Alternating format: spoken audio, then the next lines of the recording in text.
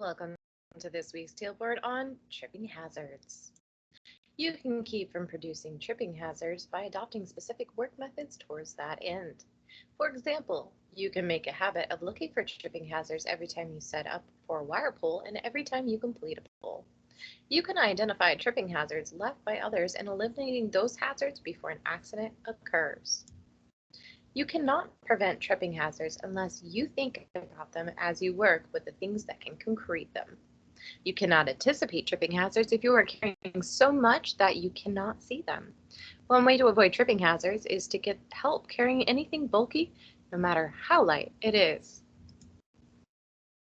Route cords away from traffic overhead is preferable. If laying cords on the floor, lay them out straight, not curled. Tape them down with duct tape so that not to form loops that people can trip on. If routing a cord at surface level across a walkway, use a cord guard. If you don't have a cord guard, tape the cord securely in place along the whole length that is exposed on the walkway.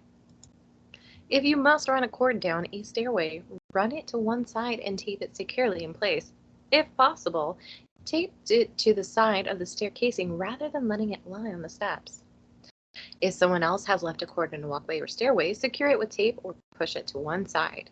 If it cannot be made reasonably safe, contact your foreman.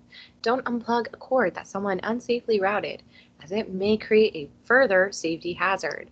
For example, that cord may be powering lights or equipment that requires a ground through the power source. Do not just leave these in a pile before or after an ascent. Not only does such a practice create a tripping hazard, it leaves this safety gear open to damage. Stow lanyards, belts, and harnesses properly. That may mean hanging them on a fixture for that purpose, putting them in a pouch, returning them to the tool shack, or putting them in your gang box. If you don't know where to stow them, return them to the tool shack or ask your foreman. If you find such gear unattended and it is a tripping hazard, pick it up and take it to the owner or to your foreman if you cannot find the owner. Before removing a cover from any conduit box, enclosure, or panel, or any other such equipment, determine a safe place to store it. That place can be close to the work area, but it should not be where feet are likely to come in contact with it. Do not simply lean a switchboard cover up against the next cubicle. Doing so creates a tripping hazard and the focus of the fall is likely to be inside the panel you are working on.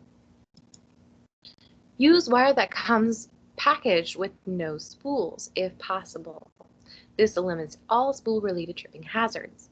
If you are using wire that is packaged on spools, use a spool rack. A spool that is resting on the floor with a piece of EMT stuck through it hazard on either side and the middle.